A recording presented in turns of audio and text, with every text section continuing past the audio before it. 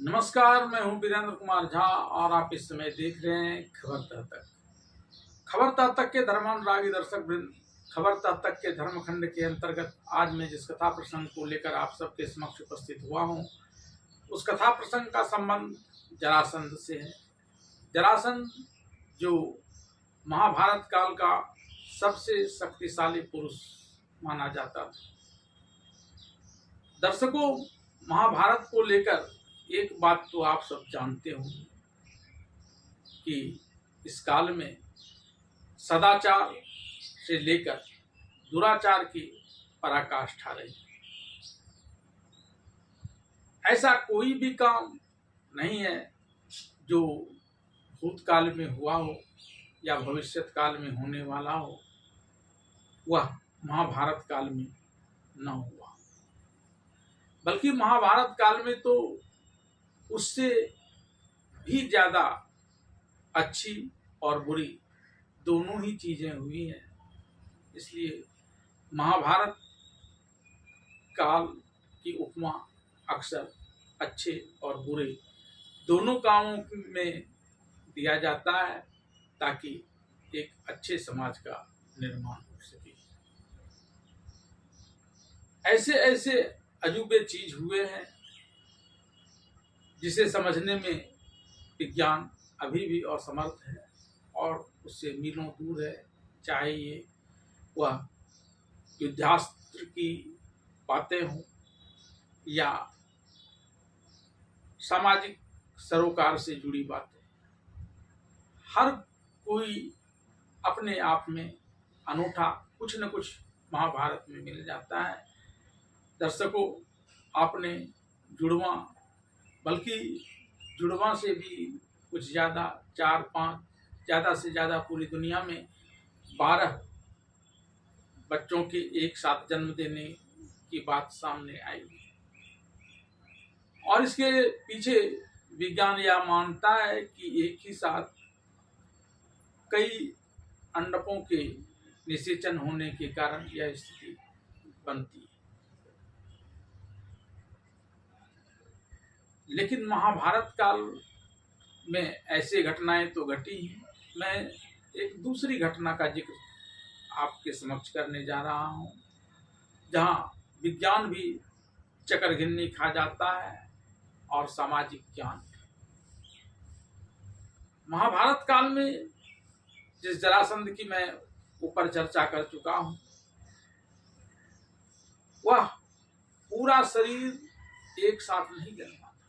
जुड़वा की बात और जुड़वा से ज्यादा की बात और उसके तरीके के बारे में आप जानते हैं, लेकिन आधा भी उत्पन्न हो सकता है कोई व्यक्ति, और इसके पीछे क्या है सिद्धांत, विज्ञान तो यहाँ चकरघिन्नी खा जाता है और सामाजिक ज्ञान भी नतमस्तक हो जाता है। लेकिन ऐसी घटनाएं घटी थी।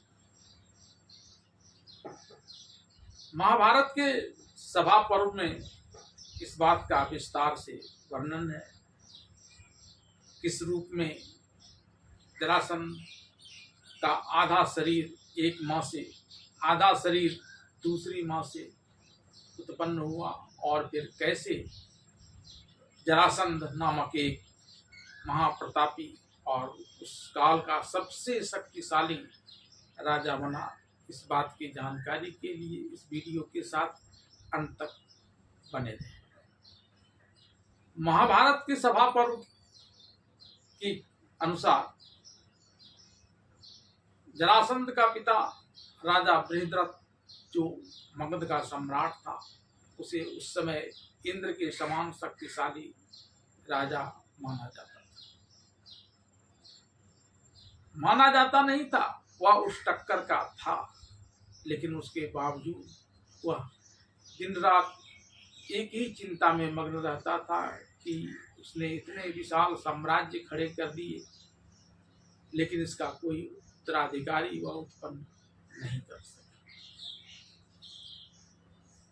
जब वह वृद्धावस्था को प्राप्त करने लगा, तब उसने एक दिन राजकाज छोड़ दिए दोनों रानियों को अपने साथ लिया और चले आए ऋषि कुंड के पास। वहां उन्होंने ऋषि से अपनी सारी बातों को बताया कि किस प्रकार से ये इतना बड़ा राज्य उसके किसी काम का नहीं है। तब ऋषिकंड ने उसी समय उसकी बातों से द्रवित होते हुए ध्यान लगाया। तभी एक फल आम का एक वृक्ष से गिरा, जो न किसी हवा के जोर से गिरा था और न ही किसी पक्षी ने उस पर चोंच मारा था। तब ऋषि ने राजा बृहदत्त को यह कहते हुए, एषये तनयो राजन मांतुम कश्चित तपोवनम, कि अब हे राजन, इस फल से तुम्हें पुत्र उत्पन्न होगा, इसलिए तुम अब तपोवन में तपस्या करने की अपनी इच्छा को छोड़ दो और राजपाट संभाल लो, क्योंकि राजाओं का यही कर्तव्य है। तब राजा बृहदत्त मुनि के पास से उस आम के फल को लेकर चले आए और यहाँ दोनों रानियां जो एक ही साथ वहां बैठी हुई थी, दोनों को दिखाते हुए उस फल को खाने के लिए रख दिया। दोनों रानियों में काफी सौहार्द था, इसलिए दोनों रानियों ने आम के उस फल को आधा आधा बांटकर खा लिया।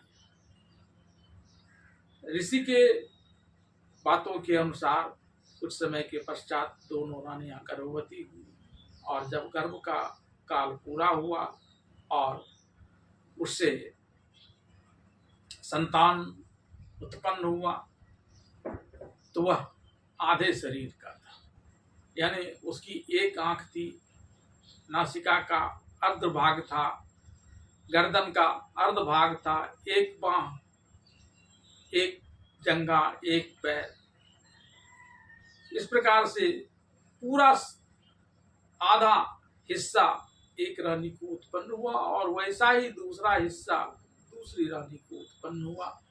दोनों रानियां इसे अलग अलग देख रही थी और उसे देखकर काफी डर गई। तब दोनों रानियों ने दासियों से कहकर अलग अलग अपने उस गर्भ को बाहर फेंकवा दिया।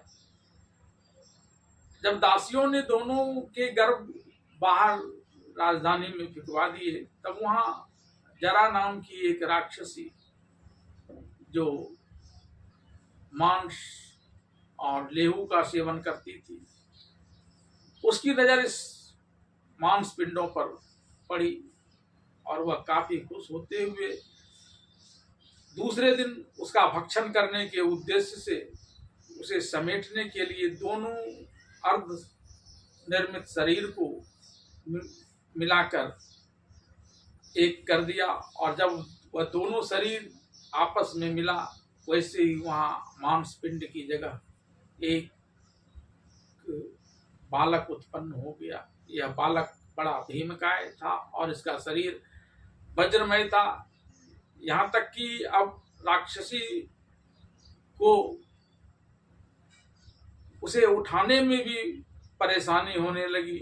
और तभी बालक ने एक बड़ा चमत्कार यह कर दिया, उसने अपने दोनों मुट्ठी को अपने मुंह में लिया और इतने जोर से चित्कार मारी, इतने जोर से चित्कार मारी कि पूरी राजधानी हिल उठी और लोग अपने अपने घरों से बाहर आए। राजा भी अपने रानियों के साथ बाहर आए। तो जरा को लगा कि अब तो वह इस बालक को अपने भक्षण के लिए लेकर जा नहीं पाएगी।